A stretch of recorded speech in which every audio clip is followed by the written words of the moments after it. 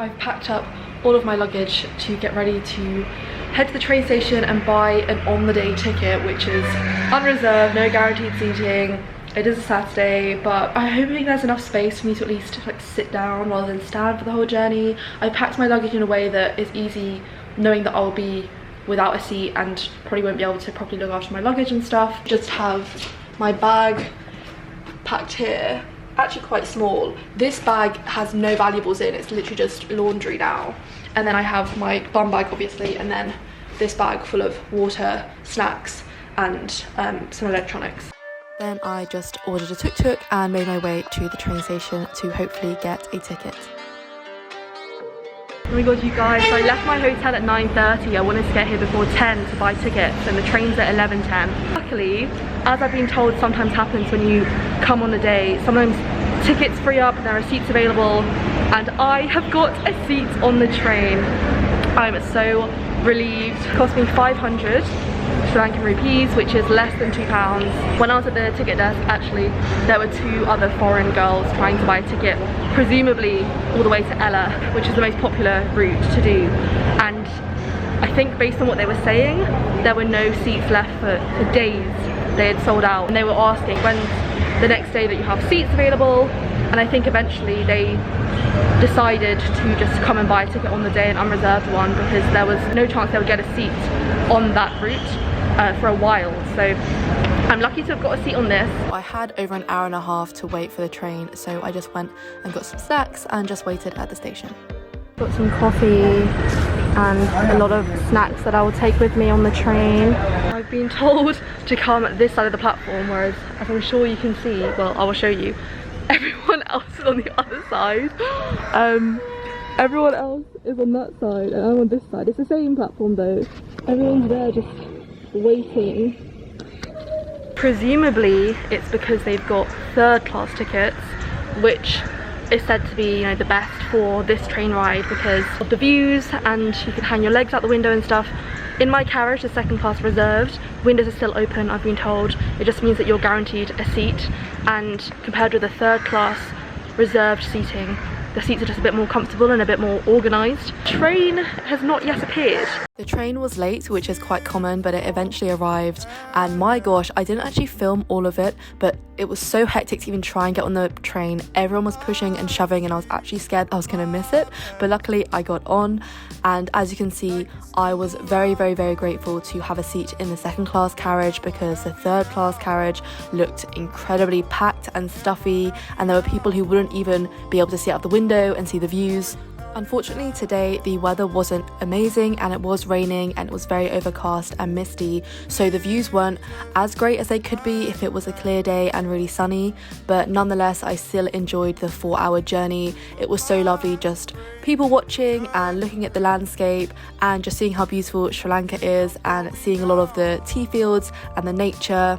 On the train you have people coming by selling food and snacks, and you can tell that they're coming because they usually have a gong sound or they have a specific word that they keep saying, which might sound confusing, but it essentially means that they're coming to sell some kind of snacks. This train journey is the famous train journey from Kandy to Ella.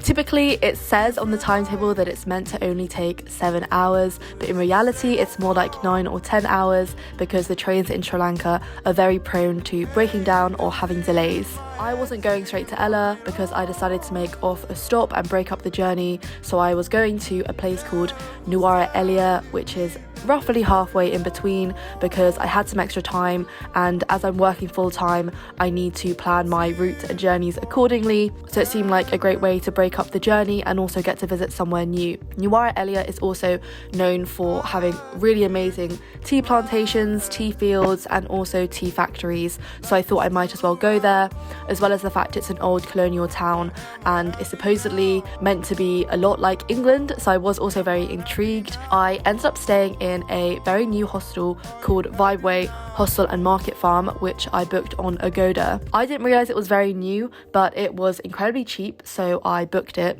and the owner of the hostel was actually very helpful and enthusiastic, and he had already contacted me before I arrived and he'd organised to get a tuk-tuk to pick me up from the station. This is because the train station in NUWARA ELIYA is actually not directly in the city centre, and it's called NUWARA instead of NUWARA ELIYA. So it was really nice that he got in touch beforehand and organised everything for me. When I got picked up from the station, instead of going directly straight to the hostel, he actually ended up taking me to a tea factory, which is what I wanted to see because I think I arrived on a weekend and it meant that a lot of the factories were actually closed on Sundays and I think maybe even Mondays as well. So I ended up going straight to a tea factory where I got to see some of the tea production because I wanted to see the machines in action, and on certain days they are closed. So if you are going, make sure you do double check in advance that the factories or the machines are open if that's what you do want to see.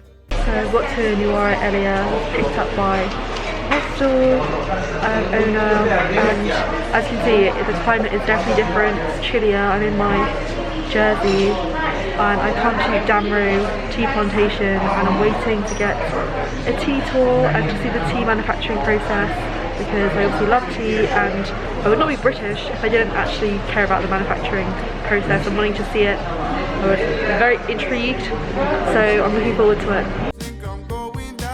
Tea plant lifetime 120 years old, but every 5 years we want the cut in the middle. After 3 months growing like a new plant, we can collect again tea. Okay?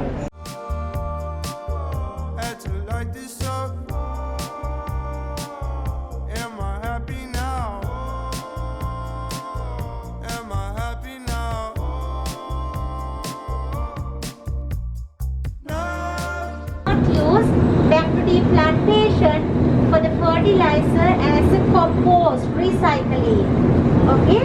After separate all the black particle, we put that machine gradient. That machine inside different size net sheeting machine. Separated different sizes. After tea blended mean in Sri Lanka different places. Green tea, curly leaves. You can look, we put the hot water, tea leaves open, full leaves. Okay. Good for the cholesterol. This green tea original quality. Good for the cholesterol, diabetic, blood pressure and reduce the weight. This black tea. Black tea first quality of tea, orange pico. Orange not orange. After prepare this tea like orange color. Some tea to try.